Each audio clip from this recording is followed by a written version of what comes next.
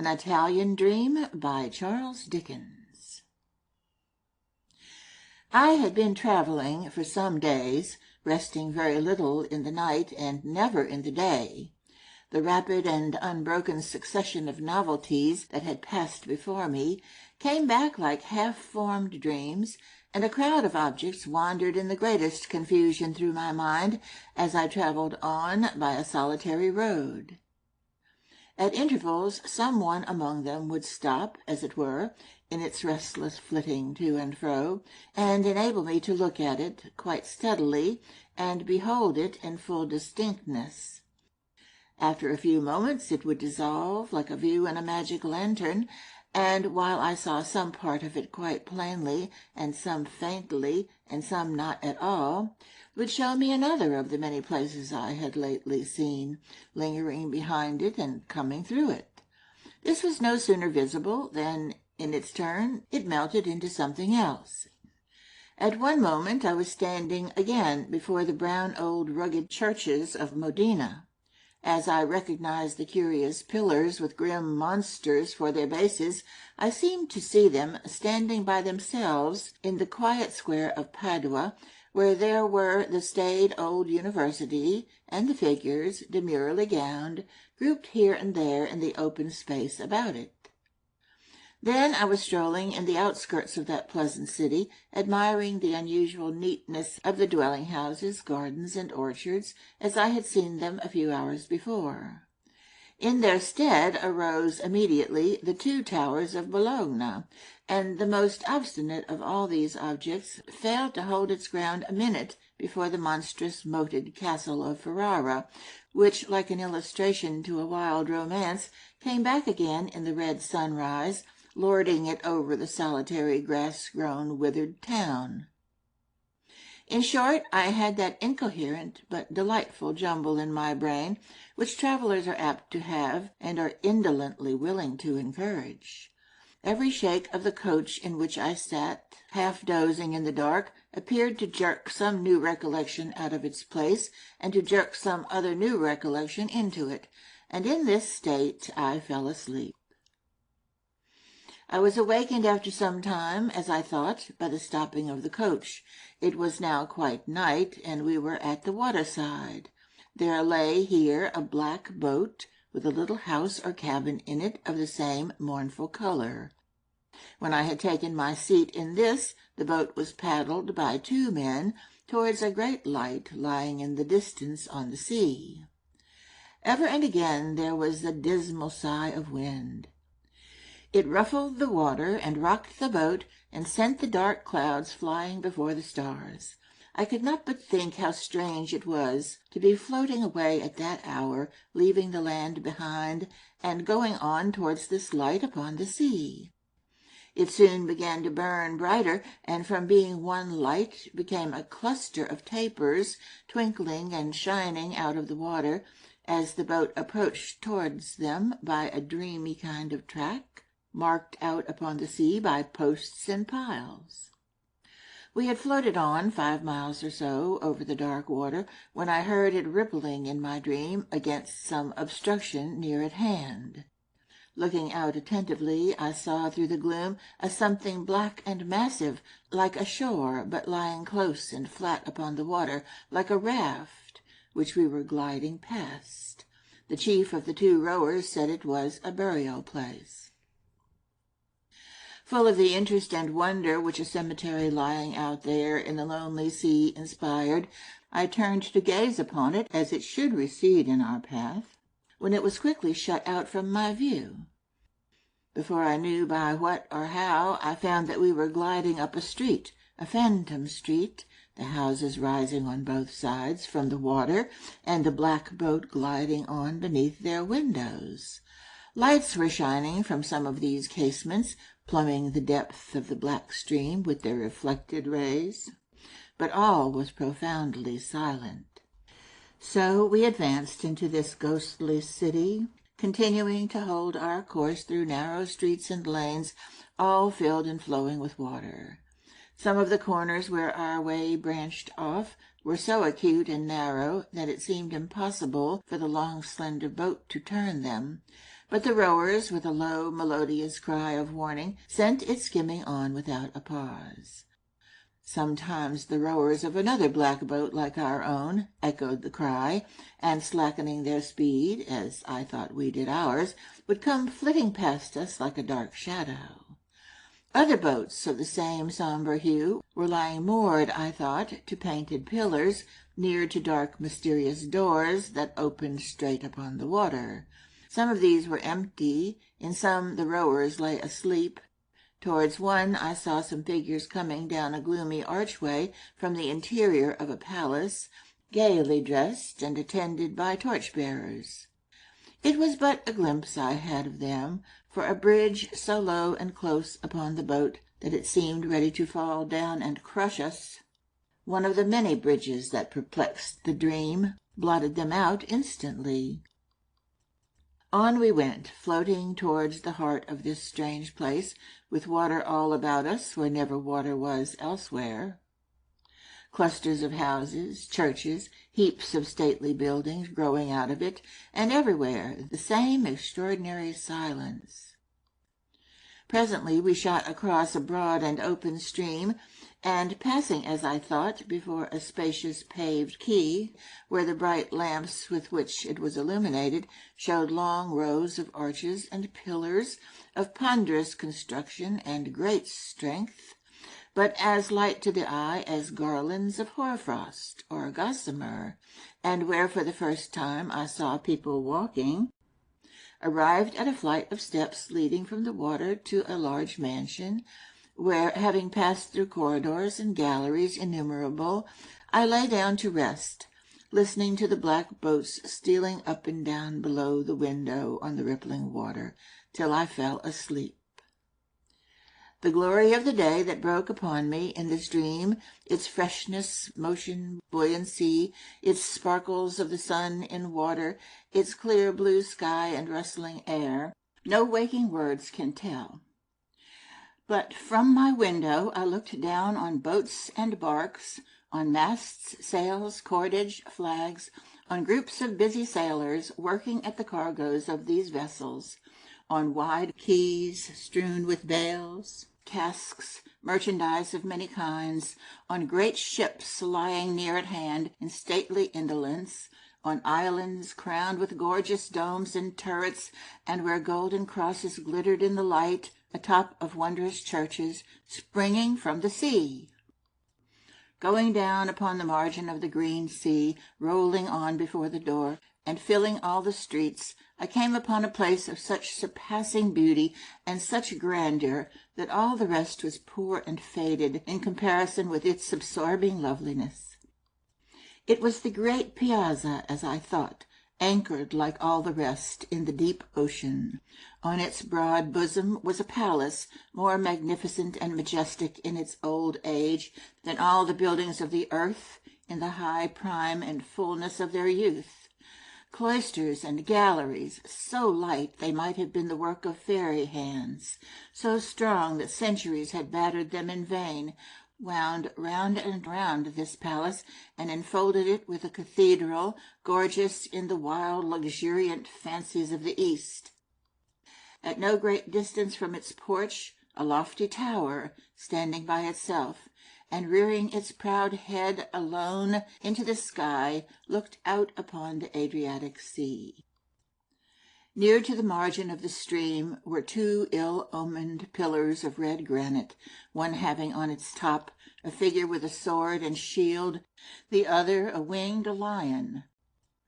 Not far from these again a second tower, richest of the rich in all its decorations, even here where all was rich, sustained aloft a great orb, gleaming with gold and deepest blue, the 12 signs painted on it, and a mimic sun revolving in its course around them, while above 2 bronze giants hammered out the hours upon a sounding bell.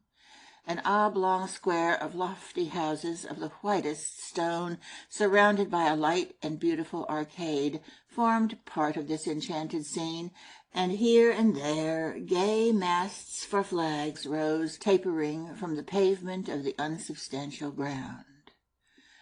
I thought I entered the cathedral and went in and out among its many arches, traversing its whole extent.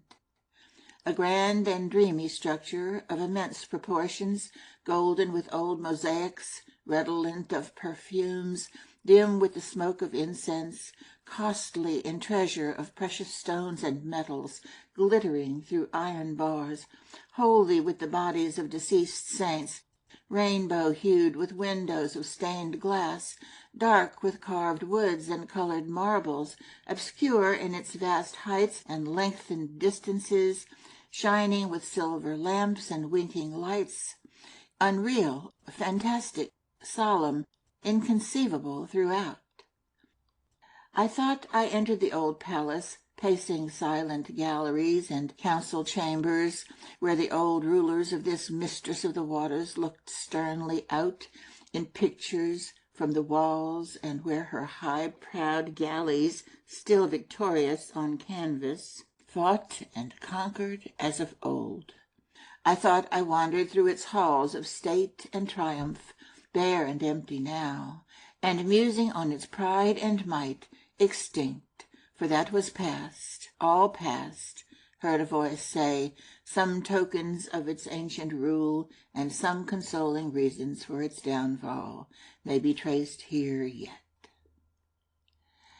I dreamed that I was led on, then, into some jealous rooms, communicating with a prison near the palace, separated from it by a lofty bridge, crossing a narrow street, and called, I dreamed, the Bridge of Sighs. But first I passed 2 jagged slits in a stone wall, the lion's mouth, now toothless, where in the distempered horror of my sleep I thought denunciations of innocent men to the old wicked council had been dropped through many a time when the night was dark. So when I saw the council room to which such prisoners were taken for examination, and the door by which they passed out when they were condemned, a door that never closed upon a man with life and hope before him, my heart appeared to die within me. It was smitten harder, though, when, torch in hand, I descended from the cheerful day into 2 ranges, one below another, of dismal, awful, horrible stone cells. They were quite dark. Each had a loophole in its massive wall, where in the old time, every day, a torch was placed, I dreamed, to light the prisoner within for half an hour. The captives, by the glimmering of these brief rays, had scratched and cut inscriptions in the blackened vaults. I saw them, for their labor with a rusty nail's point had outlived their agony and them through many generations. One cell I saw in which no man remained for more than 24 hours, being marked for dead before he entered it. Hard by another and a dismal one, whereto at midnight the confessor came, a monk brown-robed and hooded, ghastly in the day and free bright air, but in the midnight of that murky prison, hope's extinguisher and murder's herald. I had my foot upon the spot where at the same dread hour the shriven prisoner was strangled, and struck my hand upon the guilty door, low-browed and stealthy, through which the lumpish sack was carried out into a boat, and rowed away, and drowned where it was death to cast a net. Around this dungeon stronghold, and above some part of it, licking the rough walls without, and smearing them with damp and slime within, stuffing dank weeds and refuse into chinks and crevices, as if the very stones and bars had mouths to stop, furnishing a smooth road for the removal of the bodies of the secret victims of the state, a road so ready that it went along with them, and ran before them. Like a cruel officer flowed the same water that filled this dream of mine, and made it seem one, even at the time. Descending from the palace by a staircase, called, I thought, the Giant's, I had some imaginary recollection of an old man abdicating, coming more slowly and more feebly down it, when he heard the bell, proclaiming his successor. I glided off in one of the dark boats until we came to an old arsenal guarded by 4 marble lions. To make my dream more monstrous and unlikely, one of these had words and sentences upon its body, inscribed there at an unknown time and in an unknown language, so that their purport was a mystery to all men. There was little sound of hammers in this place for building ships, and little work in progress, for the greatness of the city was no more, as I have said. Indeed, it seemed a very wreck found drifting on the sea, a strange flag hoisted in its honorable stations, and strangers standing at its helm. A splendid barge, in which its ancient chief had gone forth pompously at certain periods to wed the ocean, lay here, I thought, no more. But in its place there was a tiny model, made from recollection like the city's greatness, and it told of what had been.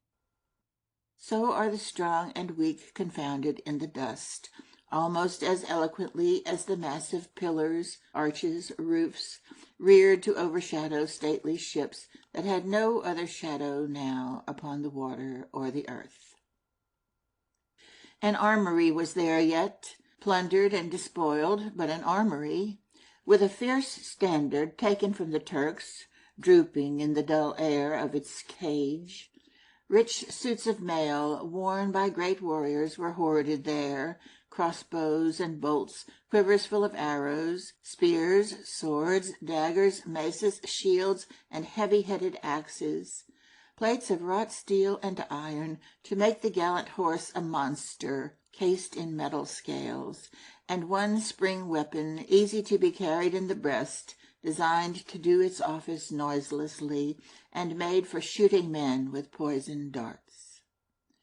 One press or case I saw, full of accursed instruments of torture, horribly contrived to cramp and pinch and grind and crush men's bones, and tear and twist them with the torment of 1,000 deaths. Before it were 2 iron helmets with breast-pieces made to close up tight and smooth upon the heads of living sufferers, and fastened onto each was a small knob or anvil, where the directing devil could repose his elbow at his ease, and listen near the walled-up ear to the lamentations and confessions of the wretch within. There was that grim resemblance in them to the human shape. They were such moulds of sweating faces, pained and cramped, that it was difficult to think them empty, and terrible distortions lingering within them seemed to follow me when, taking to my boat again, I rowed off to a kind of garden or public walk in the sea, where there were grass and trees. But I forgot them when I stood upon the farthest brink. I stood there in my dream, and looked along the ripple to the setting sun. Before me in the sky and on the deep, a crimson flush, and behind me the whole city resolving into streaks of red and purple on the water. In the luxurious wonder of so rare a dream, I took but little heed of time, and had but little understanding of its flight. But there were days and nights in it, and when the sun was high, and when the rays of lamps were crooked in the running water, I was still afloat, I thought, plashing the slippery walls and houses with the cleavings of the tide, as my black boat, borne upon it, skimmed along the streets. Sometimes, alighting at the doors of churches and vast palaces, I wandered on from room to room, from aisle to aisle, through labyrinths of rich altars, ancient monuments, decayed apartments, where the furniture, half awful, half grotesque, was mouldering away. Pictures were there, replete with such enduring beauty and expression, with such passion, truth, and power, that they seemed so many young and fresh realities among a host of spectres. I thought these often intermingled with the old days of the city, with its beauties, tyrants, captains, patriots, merchants, counters, priests, nay, with its very stones and bricks and public places, all of which lived again about me on the walls. Then, coming down some marble staircase where the water lapped and oozed against the lower steps, I passed into my boat again and went on in my dream. floating down narrow lanes where carpenters at work with plane and chisel in their shops tossed the light shaving straight upon the water, where it lay like weed or ebbed away before me in a tangled heap. Past open doors, decayed and rotten from long steeping in the wet, through which some scanty patch of vine shone green and bright, making unusual shadows on the pavement with its trembling leaves. Past quays and terraces, where women, gracefully veiled, were passing and repassing, and where idlers were reclining in the sunshine, on flagstones and on flights of steps. Past bridges where there were idlers too, loitering and looking over, below stone balconies erected at a giddy height before the loftiest windows of the loftiest houses. Past plots of garden, theatres, shrines, prodigious piles of architecture, Gothic, Saracenic, fanciful with all the fancies of all times and countries. Past buildings that were high and low and black and white and straight and crooked, mean and grand, crazy and strong, twining among the tangled lot of boats and barges and shooting out at last into the Grand Canal. There, in the errant fancy of my dream, I saw old Shylock passing to and fro upon a bridge, all built upon with shops and humming with the tongues of men, a form I seemed to know for Desdemona's, leaning down through a latticed blind to pluck a flower. And in the dream I thought that Shakespeare's spirit was abroad upon the water somewhere, stealing through the city.